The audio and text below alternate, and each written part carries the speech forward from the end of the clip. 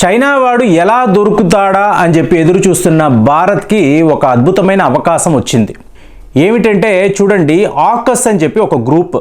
ఈ ఆకస్ అన్నప్పుడు Australia, United Kingdom, మీకు యుఎస్, యునైటెడ్ స్టేట్స్. సో వీళ్ళు ఇండో పసిఫిక్ రీజన్లో ఏర్పాటు చేసుకున్న ఒక గ్రూప్.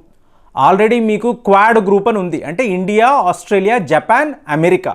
సో ఇందులో మీకు యునైటెడ్ కింగ్డమ్ వాళ్ళు చేరాలి అని చెప్పి ఎప్పటి నుంచో ప్రయత్నాలు చేస్తున్నారు. అంటే క్వాడ్ ప్లస్లో మేము కూడా జాయిన్ అవుతాము అని చెప్పి ఎన్నో దేశాలు, అందులో యునైటెడ్ కింగ్డమ్ చాలా చాలా ఇంపార్టెంట్. కానీ ఇప్పుడు ఆల్రెడీ 4 దేశాలు కలిసిన ఒక గ్రూప్లో 5వ దేశము, 6వ దేశము, అంటే ఇది ఇంకొక నాటోలో తయారవుతుందని చెప్పి భారతదేశము, జపాన్ లాంటి దేశాలు దీన్ని అబ్జెక్ట్ చేయడంతో ఇప్పుడు ఏమైంది, ఆకస్ అని చెప్పి Australia, United Kingdom, US, so వీళ్ళు ఒక గ్రూప్ పెట్టుకున్నారు.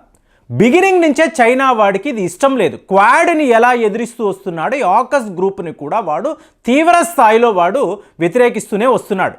సో ఈరోజు ఇండియాకి ఒక గొప్ప అవకాశం, ఎంత మంచి అవకాశం అంటే చూడండి, ఇప్పుడు ఇంటర్నేషనల్ అటామిక్ ఎనర్జీ ఏజెన్సీ అని చెప్పి మీకు ఆస్ట్రియాలో వీళ్ళ హెడ్ క్వార్టర్స్ ఉంటుంది. అంటే ప్రపంచంలో మీకు ఎక్కడైతే కూడా ఈ అణుశక్తిని వాడుతున్నారో, న్యూక్లియర్ ప్లాంట్స్ను మీరు ఎలా వాడుతున్నారు అనే దాని మీద వీళ్ళు ఎప్పుడు కూడా ఒక నిఘా ఉంచుతారు.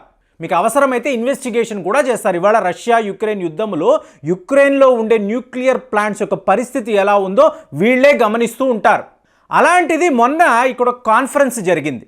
ఈ కాన్ఫరెన్స్ జరుగుతున్నప్పుడు ఏంటంటే చైనా వాడు ఈ ఆకస్ గ్రూప్ అనేది మాకు చాలా చాలా ప్రమాదం, మా సెక్యూరిటీ ప్రాబ్లంలో ఇది చాలా ఇంపార్టెంట్. ఎందుకు అంటే మీకు ఈ ఆకస్ గ్రూప్లో ఏం జరుగుతుందో చూడండి.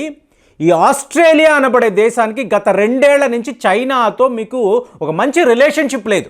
చైనాను వీళ్ళు కూడా భారత్ లాగే శత్రువుల్లా చూస్తున్నారు.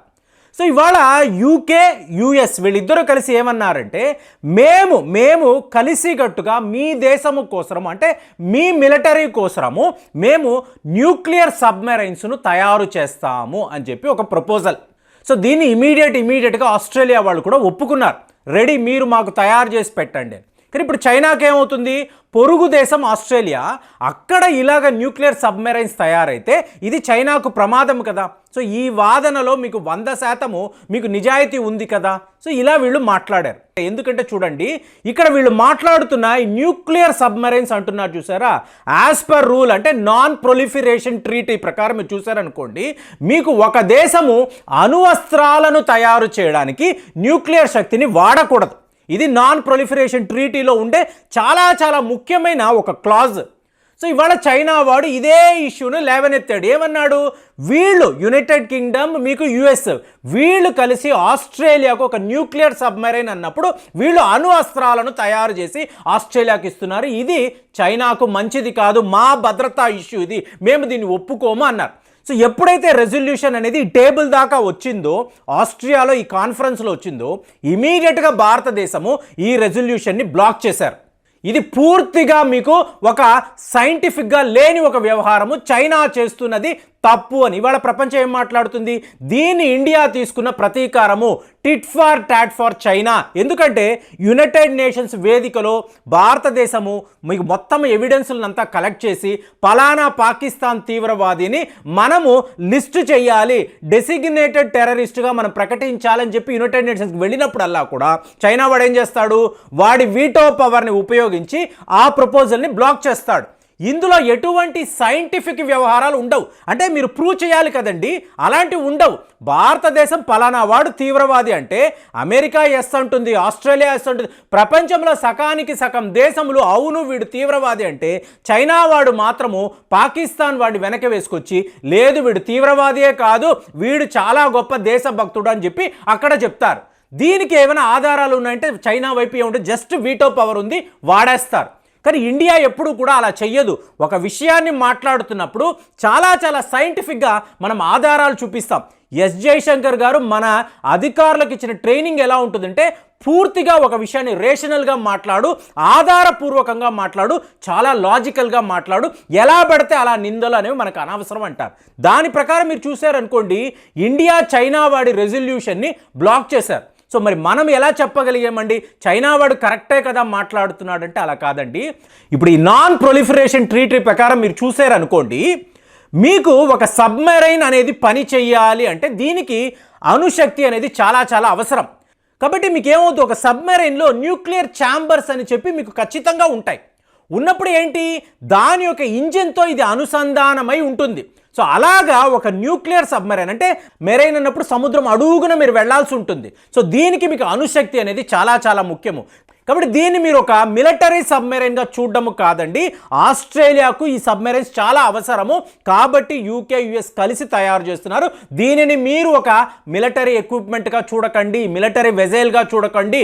ఒక సబ్మెరైన్కి అణుశక్తి అనేది చాలా చాలా ముఖ్యము. నాన్ ప్రొలిఫరేషన్ ట్రీటీలో దీనికి సంబంధించిన మీకు ఒక వైవర్ ఉంది.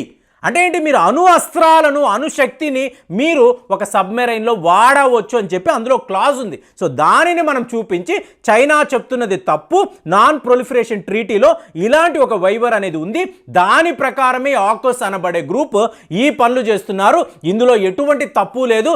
చైనా తీసుకొచ్చిన ఈ ప్రపోజల్ పూర్తిగా మేము బ్లాక్ చేస్తున్నామని చెప్పడంతో ఒక్కసారి ఈ వెస్ట్ దేశాలంతా కూడా ఆహా ఓహో ఇండియా అద్భుతమైన పని చేసిందని చెప్పేసి వీళ్ళు చాలా తెగ పొగిడేశారు నిన్నంతా కూడా. సో మీరు అడగొచ్చు, మరి ఇండియాకు అంత శక్తి ఉందా అక్కడ? అలాంటి ఒక ఇంటర్నేషనల్ వేదికలో, ఇంటర్నేషనల్ అటామిక్ ఎనర్జీ ఏజెన్సీ అంటున్నాం, మరి అక్కడంత పవర్ ఉందా అంటే చూడండి, ఈ వ్యవస్థలో బోర్డ్ ఆఫ్ డైరెక్టర్స్ ఉంటారు, అందులో ఇండియా దేశానికి సంబంధించిన అధికారులే మోస్ట్ ఇంపార్టెంట్. సో వీళ్ళ మాటకే అక్కడ మీకు ఫైనల్ వర్డ్ అనేది ఉంటుంది. అంటే ఫైనల్గా వీళ్ళు ఏం చెప్తున్నారో దానినే ప్రపంచం తీసుకుంటుంది. అలాగా ఇండియాకు ఇది ఒక గొప్ప అవకాశం. ఇంత ఇంటర్నేషనల్ వేదికలో చైనాను మనం బ్లాక్ చేయడం అనేది చాలా గొప్పగా అందరూ మాట్లాడుకుంటున్నారు. కానీ వెస్టర్న్ మీడియా చూసారు అనుకోండి, ఇండియా ఇస్తుంది మళ్ళీ తీసేసుకుంటుంది అని చెప్పి మీకు ఎక్కడ పడితే అక్కడ కథనాలు, India gives and then it takes అని చెప్పేసి రాస్తున్నారు. ఏంటి, ఎందుకు ఇలా అంటున్నారు? చైనాను వచ్చేటప్పటికి వీళ్ళు తీవ్ర స్థాయిలో వాళ్ళని వ్యతిరేకిస్తారు. అంతర్జాతీయ వేదికలో ఎక్కడైనా కూడా చైనా వాడిని ఎలా దెబ్బ కొట్టాలని చెప్పి భారతదేశం ఎదురు చూస్తూ ఉంటుంది. అట్ ది సేమ్ టైం మీరు రష్యా అన్నారు అనుకోండి, ఎంత పెద్ద సమస్య ఉన్నా కూడా, ఎలాంటి ఒక ప్లాట్ఫామ్ ఉన్నా కూడా ఈ రష్యాను వీళ్ళు వెనకేసుకొస్తారు. రష్యాకు వ్యతిరేకంగా వీళ్ళు ఒక పని కూడా చేయరు. మొన్న కూడా యునైటెడ్ నేషన్స్ వేదికలో వీళ్ళు అబ్స్టైన్ అయ్యారు, యాబ్సెంట్ అయిపోయారు. రష్యాకు వ్యతిరేకంగా వీళ్ళు ఓటింగ్ ప్రాసెస్లోనే పాలు పంచుకోలేదు. ఇలాగ ఇండియా చైనా అన్నప్పుడు ఒకలా ప్రవర్తిస్తున్నారు, మీకు రష్యా అన్నప్పుడు ఇంకొకలా ప్రవర్తిస్తున్నారు. ఇది చాలా చాలా కన్ఫ్యూజన్గా ఉంది, చాలా పెద్ద పర్ప్లెక్సింగ్ సిచ్యువేషన్. మీకు వెస్ట్ అంతా కూడా ఒక చాలా పెద్ద కన్ఫ్యూజన్లో ఉంటారు ఇండియా విషయంలో. మరి దీని మీద క్లారిటీ అనేది ఉందా, ప్రపంచమే చెప్పాలి అని చెప్పేసి వెస్ట్ మీడియా ఇవాళ మాట్లాడుతుంది. నేను మిమ్మల్ని అడిగే ప్రశ్న ఇదే, మనము చైనాను ఎక్కడ దెబ్బ కొట్టాలో కరెక్ట్గా దెబ్బ కొట్టాం, మరి రష్యాను ఇంతలా వెనక్కి వేసుకొస్తున్నాం చెప్పి వెస్ట్ మీడియా అంటుంది కదా. మరి దీన్ని మీరు ఎలా చూస్తున్నారు?